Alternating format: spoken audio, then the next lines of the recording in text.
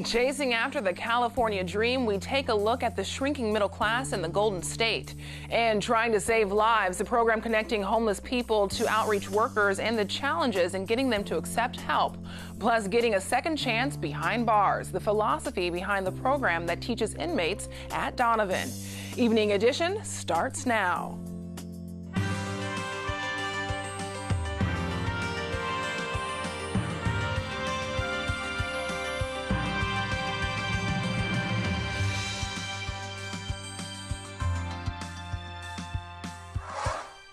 Good evening, and thanks for joining us. I'm Ebone Monet. On this first day of the new year, we look back at the California dream and the people who are trying to make it work in the Golden State. California has the 6th largest economy in the world, but that ranking may disguise an economic fault line, the decline of California's middle class. As part of our statewide collaboration looking at the California dream, KPBS's Amitha Sharma reports. There is probably no single area holding so much of charm and beauty and the good things of life as Southern California. That 1953 travel film clip underscored the state's allure, one that Chapman University presidential fellow Joel Kotkin remembers well. Well, the California dream of that era was that you could come here, you could build your career, you could raise a family, you could buy a nice house with a pool, and actually do better than where you were before. But today, access to the dream is slipping away. The numbers help tell the story. California has lost 500,000 more residents than have come into the state, according to the U.S. Census Bureau's annual population estimates program. High housing costs are driving people out. Kotkin says families used to pay 3 times their income for a home. Now, that figure has jumped to as high as 10 times. California basically opened the doors and kicked my family out. Kelly Rudiger and her family left California for Texas 1 year ago. We couldn't afford to live there. The cost of living was high, taxes were high, the government wasn't serving us, and we felt that we needed to find somewhere where we can better provide for our family. Kotkin says the fact that people like Rudiger, a realtor, and her IT manager husband are moving out of the state is alarming. But when you look at the data, actually, who's leaving the most are young families, people 35 up to their early 50s, very often with children, but certainly making a very middle class living between, let's say, $100,000, $200,000. The Public Policy Institute of California classifies the middle income range between almost $50,000 and $174,000. And since 1970, California's share of the middle class fell from 60% to just over 50%. Even though, as a whole, our economy is successful in terms of what it's producing and the amount of wealth and value that it's producing, we're not seeing that translate into incomes that really support families here in San Diego and across California. Brownell says a thriving middle class is oxygen for the economy. When people have stable middle-class incomes, it means that they've got money in their pocket to consume all kinds of goods. Kotkin says California's middle class started to dwindle when the Cold War thawed in the 1990s, devastating the state's aerospace industry. He says real estate and construction jobs followed. More recently, jobs in the business sector have taken a hit. Toyota, Nissan, Fluor, Occidental Petroleum, these are companies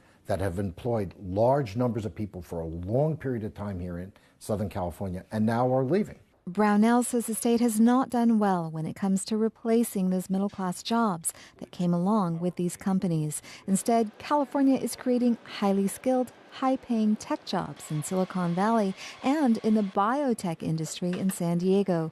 But these industries tend to create a demand for low-paying service jobs like gardeners, dry cleaners, and nannies.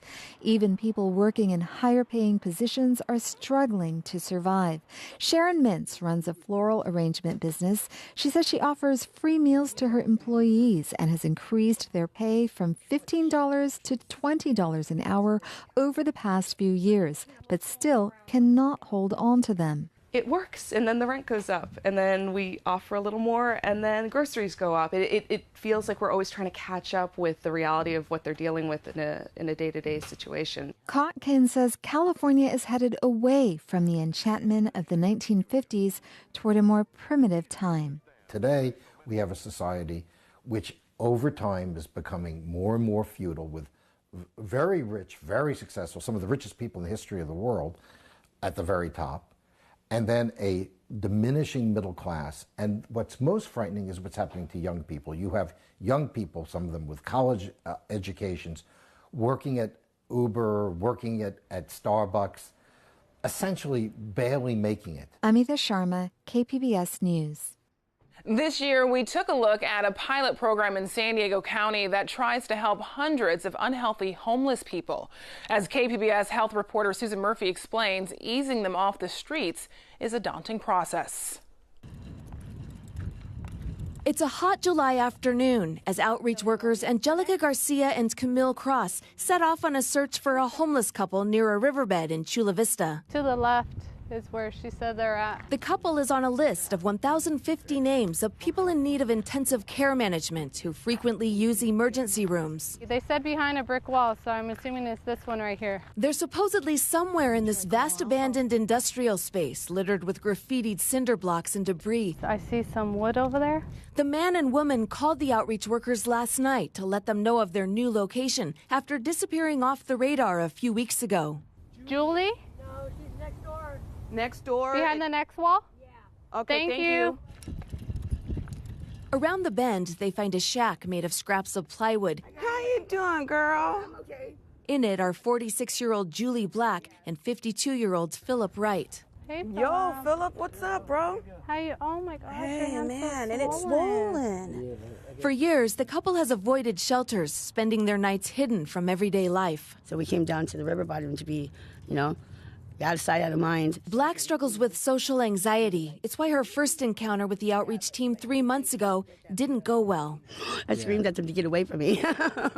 Now, after a dozen visits from Garcia and Cross, the couple is warming up to the idea of getting help. They realize their unhealthy lifestyle has reached a critical point. They keep us up on hygiene, clothing, and appointments, and just do everything for us. Both struggle with drug addictions and chronic illnesses. Wright was in the ER last night with an infected hand. I go to the doctors a lot because if I have something wrong, I go to the doctor. Connecting with people like Wright and Black is the goal of the new Whole Person Wellness program. Thank you, Philip. Dozens of outreach workers have been hired to work patiently and persistently to help the most desperate people in the population transition from sleeping on the streets to finding mental health care and addiction treatment, and eventually supportive housing. The list is just over 8,000 potential folks that are eligible. Andrew Barajas is with People Assisting the Homeless, or PATH. He oversees some of the outreach teams. The first step is meeting people where they are and creating face-to-face relationships. Referrals often come from hospital emergency rooms, psychiatric providers, and homeless outreach teams. If you can imagine experiencing severe mental health issues or a substance use disorder or addiction, it can be very challenging to open up to someone who's a complete stranger. Barajas says building trust can take weeks or months. Some of our most intense cases, we're able to meet with them 3 times per day. And there are cases that are in crisis where you have suicidality, where you have extreme polysubstance use issues, where you've got extreme mental health symptoms that maybe aren't treated yet. During the process, the team of case managers and health workers conduct a comprehensive assessment while connecting people to appropriate medical care and stability. We're very good at empathizing, but also empowering, so that we're teaching and looking for skill building opportunities so that someone can become self-sufficient. 48-year-old Jacqueline Van Ellen started the Whole Person Wellness program a few months ago. She recalls when her outreach workers encouraged her to leave her corner on an El Cajon street. At first I go, oh my gosh, I don't want to go. Like, I was afraid to go. And then I told myself, I'm going through this, I'm going to do this. She moved into her permanent supportive housing apartment last week after 2 decades of sleeping on the streets and in cars with mental and chronic illnesses. I can't tell you how blessed I feel. She says getting to this point has included classes to help her transition into society, medical care, and encouragement from her outreach team. I wouldn't have done it without any of them. All of them had a place in my recovery into living in a home. Ready? Yeah. All right. Julie Black and Philip Wright are also hopeful about moving forward with the program. Susan Murphy, KPBS News. San Francisco's Tenderloin is one of the poorest neighborhoods in the country. It's also a place where many residents, including thousands of kids, don't always feel safe. KQED reporter Farida Jabala Romero introduces us to the volunteers who are working to change that. Tenderloin is a beautiful, beautiful place. Multi-layered, multicultural, and just a lot of great people. Unfortunately, we do have some issues. And some of those issues include drug use, drug sales, and drug use. You know, the methadone clinic closes at 3 o'clock, and so there are usually people hanging out, and sometimes people are actively dealing and using. If you ask the average person how they feel about walking through the Tenderloin, Turk area right here, most people would say that it's okay, but there would always be that but. So you can imagine what a 4 or 5 or 6-year-old must feel. There are a lot of kids here and a lot of after-school programs.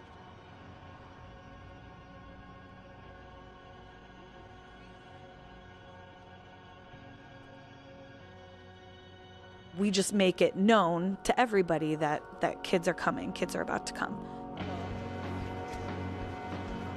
And they see us. We have very clear, indicators of who we are. We have green vests, we have our signs. And for the most part, everybody says, oh, it's kid time, and they take a break. All right, let's get ready to walk, guys. The whole idea is to provide a safe environment for the kids walking through what is really a high-risk area.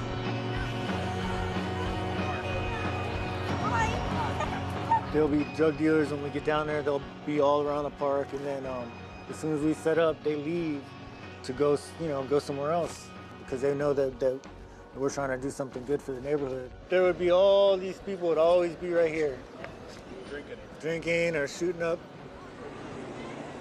We need more for our kids.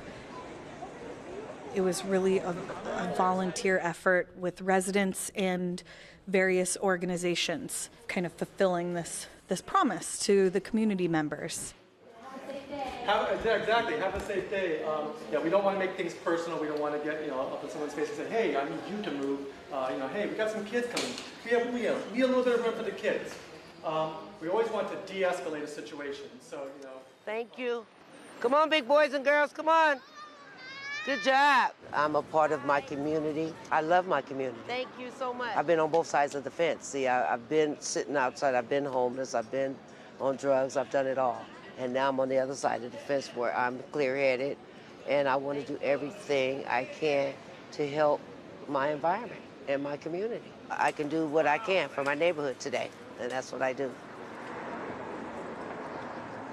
Coming out here every day, every day I come out here, and I'm doing something positive. I'm helping other people, and that's what really makes me feel like I'm doing something right. Hey, we walking, let's go. Let's go, we walking, let's go. If we can't have a safe environment for our kids, then, I don't know what's wrong with our society. We can't at least do that. That's what they're going to think of when they think of their walk home from school. Is us, is people, asking about them, caring about them, and not feeling this fear or, seeing scary things. We've reported extensively on the political approach to ending homelessness. Tonight, we get a little more personal. KPBS reporter Amitha Sharma looks at the science of empathy. Get out of here. Last year, I interviewed a woman named Cheryl Taylor. The 63-year-old wore pink bunny ears on top of her head. She was living on a San Diego sidewalk after being evicted from her home. She said that people living in the luxury high-rise across the street didn't know her story. They'd never asked. They just yelled. You're just dirty trash. Why do you have to be here? It looks like a 45-minute plus. Then this spring, I interviewed Chad Bordas. He was working 16-hour days as an Uber Lyft driver and selling cars online. He was also living in his car. How do we get to a point where we devalue human life? To where, it's okay if we step over homeless people, or, if you're sleeping in your car, it doesn't matter. I know a lot of Californians worry about the state's growing homelessness crisis. Some are concerned with health risks, crime, and falling property values. Others work day in and day out to try to improve things. Shelter workers, advocates, police, paramedics, citizens, and politicians. It got me wondering about our collective capacity for empathy.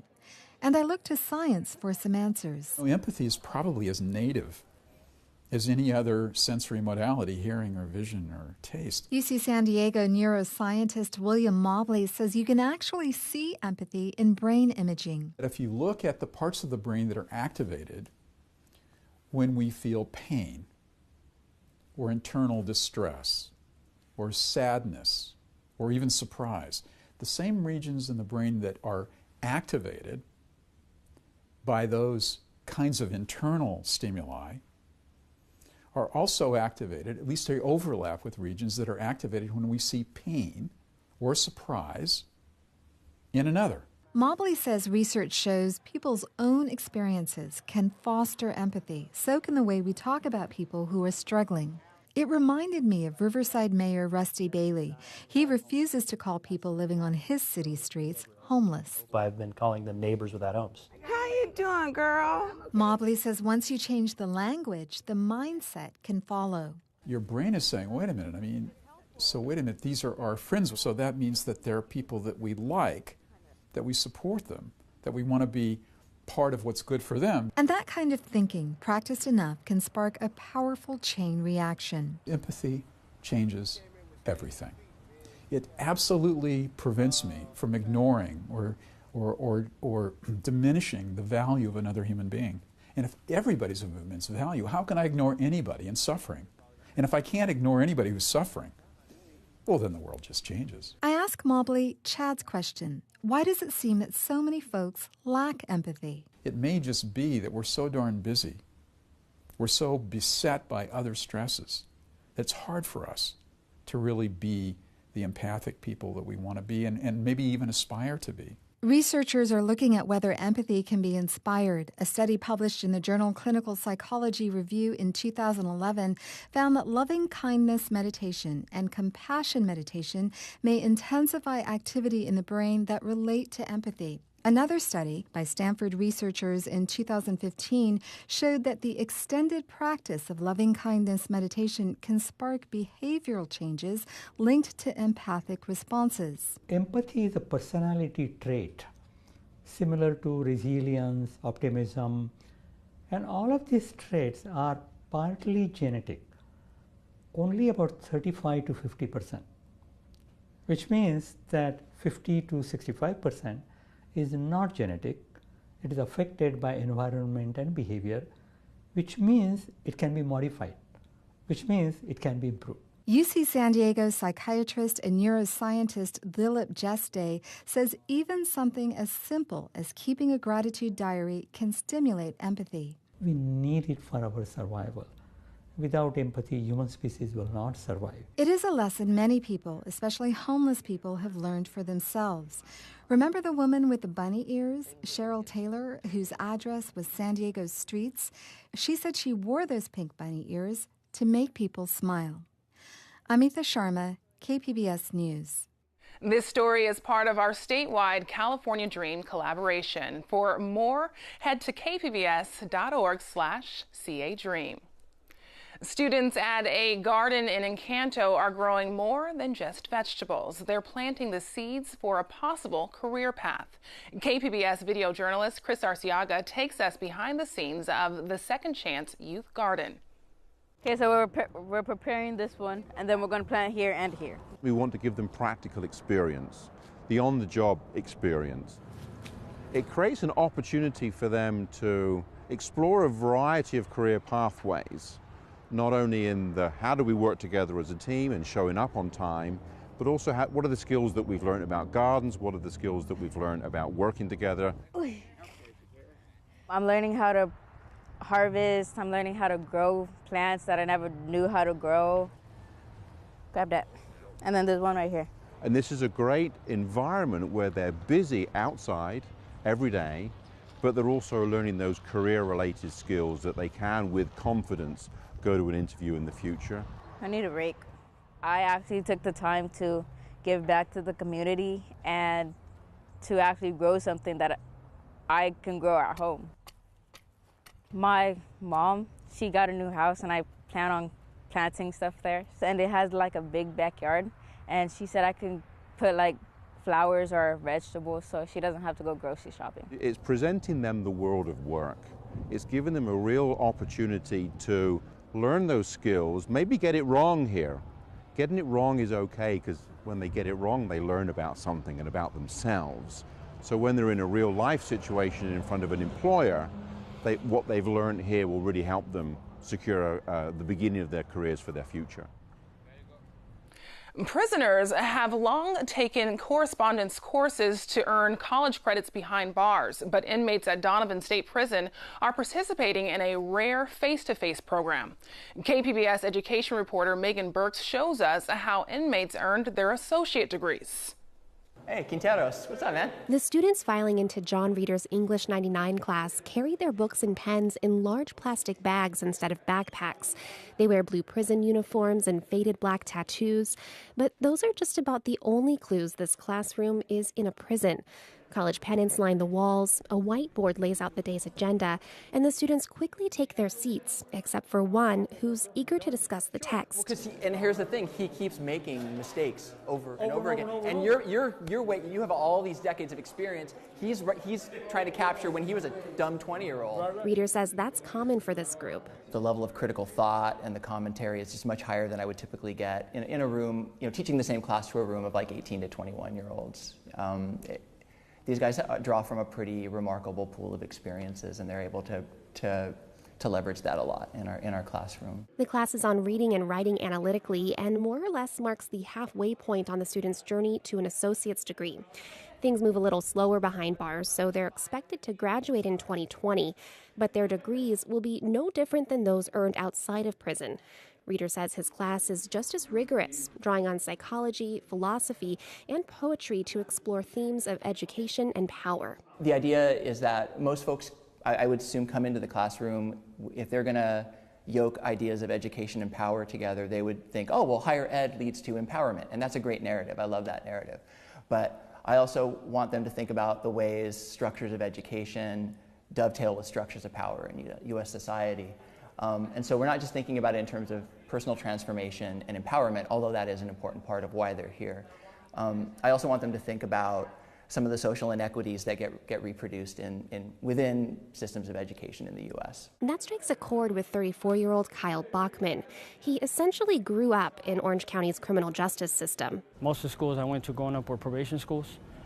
So it's either you come to school where there's probation officers, and there was also staff that worked for the county, like probation staff. So basically, I felt like if I didn't go, I'm going to get locked up. Bachman earned his high school diploma in juvenile hall. Later, a carjacking and robbery, along with sentencing enhancements for being in a gang, landed him in state prison with 15 years to life. He takes responsibility for his actions, but he's also beginning to work out some of the larger forces that may have brought him here, thanks to Reeder's class. I just happened to, bring about discussion like, hey, what do you guys think about, do you see some kind of connection? Like how, the 1%, of the rich family, and the upper elite with the kids of judges and lawyers and, the people that make all this money, how they're taught so differently, than as opposed to the way we're taught. And something I wonder is like, is that same percentage, that 1%, is that same percentage also only in here? Because it's a very small number of people who come from, like I said, that type of environment. In his own way, Bachman describes philosopher Paulo Freire's seminal theory from Pedagogy of the Oppressed. Freire says oppressed people are educated in a banking system where teachers deposit knowledge without bringing students' strengths and experiences to bear. A better education system, he says, is one where students think critically and work to solve problems. I'm just able to come up with this basic concept, and I have no way to even look this up on the internet or anything. I got some studies from the 70s, And I'm like, wait a minute, I'm getting a little suspicious here, because the people you're talking about going to the banking system are the type of people that are usually in the surroundings in here, you know. Bachman says he hopes the class helps him prove to the parole board he can re-enter society. He'd like to become a drug and alcohol counselor. Jason Hicks helps coordinate education programs at Donovan and says the prison benefits too. The program actually takes place on a general population yard where there's racial politics. And you know, when you go out on the yard on Facility A, you'll see segregation of races, and that sort of disappears when you get into the classroom. You'll notice that, you know, the guys are willing to help each other out from different races and support each other. I think it's really showing rehabilitation, you know, at its best. And it's expected the benefits of the program might extend beyond the barbed wire. Corrections officials and policymakers are investing in these types of programs to try to bring down the rate of former inmates who struggle on the outside and return to prison. Megan Burks, KPBS News. You can find tonight's stories on our website, kpbs.org/evening edition. Thanks for joining us, and have a great night. And from all of us here at KPBS, Happy New Year.